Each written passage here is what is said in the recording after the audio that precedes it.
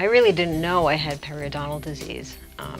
For my entire life, I was always told my teeth were good.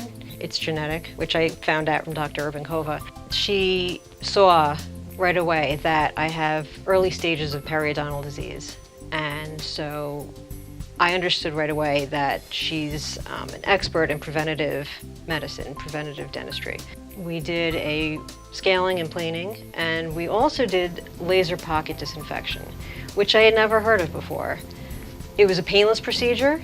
It was really amazing technology. The laser cleans kills the bacteria deep under the gum line. The areas that you could never get with a tool, you certainly can't get by brushing. And it kills up to 60% of bacteria under the gum line. The feeling after the laser disinfection was something I've never felt in my mouth before. I felt like I had a new set of teeth. My gums were much tighter. I couldn't stop smiling in the mirror. I couldn't believe how clean my mouth looked.